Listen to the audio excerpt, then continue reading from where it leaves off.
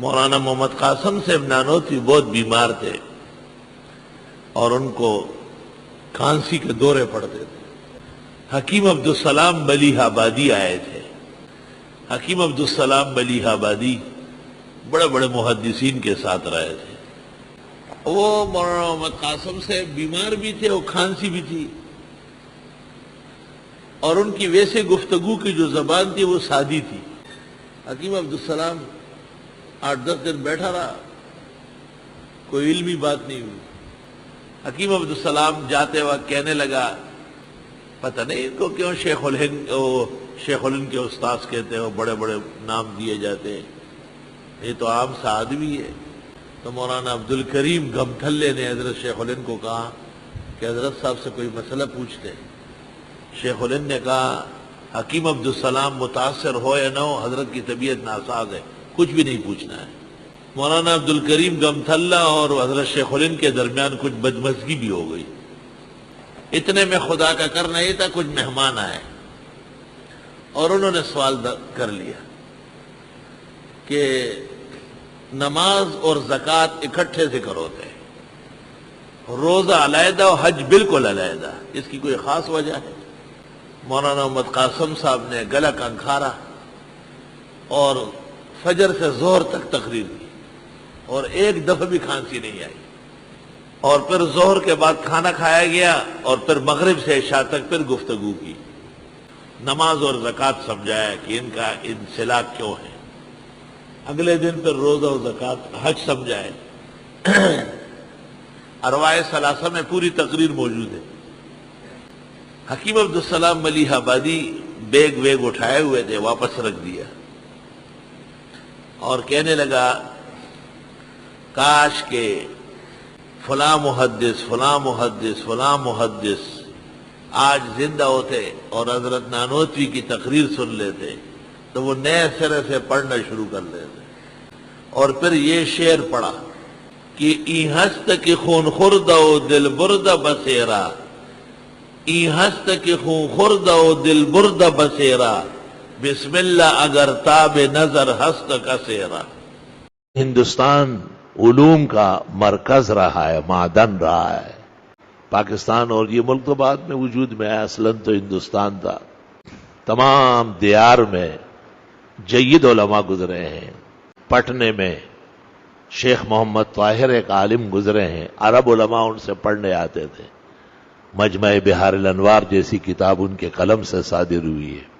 گجرات میں علی متقی گزرے ہیں جو ان کے بھی بڑے ہیں، اور کنز العمال جیسی کتاب انہوں نے لکھی جس میں 1,14,000 احادیث کا مجموعہ.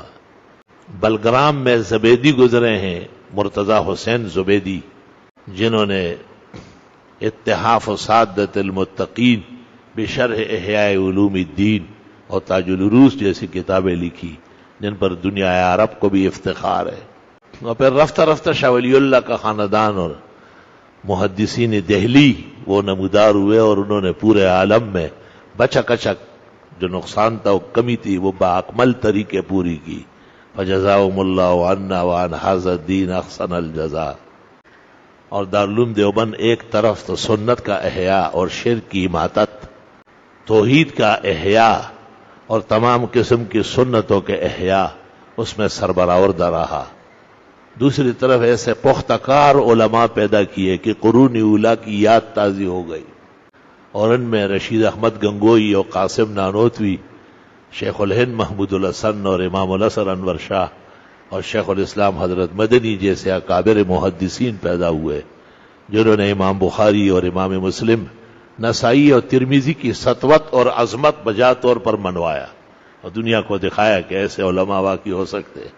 پھر ان سے جو چشمے پھوٹے اور نہریں چل پڑی اور دریا موجزن ہوئے، تو اگرچہ ملک تقسیم ہوا اور حقیقت میں ملک تقسیم کرنا نہیں تھا، مسلمانوں کی طاقت کا بٹوارا تھا. ان کے زور اور جلال اور ان کی عالمیت اور آفاقیت کو پارا پارا کرنا تھا. آخری سازش تھی انگریز کی، لیکن علماء نے اس کو بھی بغیر مدد کے نہیں چھوڑا اور اس بگڑے ہوئے نظام کو سنوارنے کے لیے کمر بستہ ہوئے.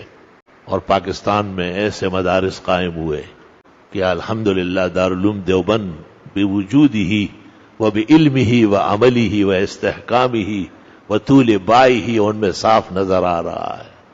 چنانچہ ضیاء الحق دور کا جائزہ لیا گیا ہے، 17,500 مدارس بچے کچے پاکستان میں دیوبندی مکتبہ فکر کے چاروں صوبوں میں آباد ہوئے، باقی جتنے ہیں وہ 2000 تک بھی نہیں پہنچ رہے، کیونکہ ان کا نظام جو پیچھے سے تھا وہ قوی تھا، ان کو ہدایات بر وقت دی گئی تھی، اور انہیں دیوبند میں آخری حدیث پڑھاتے وقت سمجھا دیا گیا تھا کہ اس علم کو آگے چلانا ہے، اس کو زندہ رکھنا ہے، اور اس کو دفنانا نہیں ہے، خود دفن ہو جاؤ لیکن علم کو بلند رکھو۔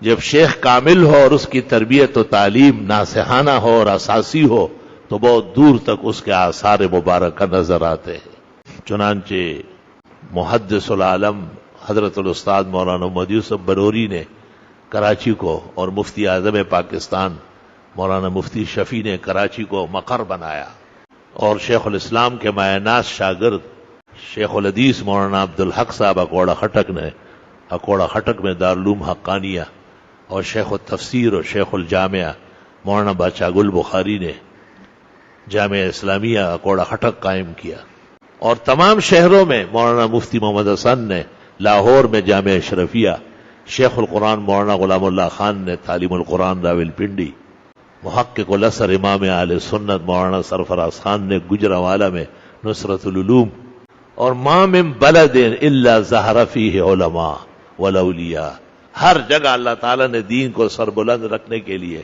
علماء کرام پیدا کیے اور انہیں ہمت دی، اور قوم نے ان کا ساتھ دیا، اور حقیقت میں قوم کا شرف ہے، مسلمانوں کی بہت بڑی سعادت ہے کہ ان کے سر پر علماء کی رہنمائی موجود ہے۔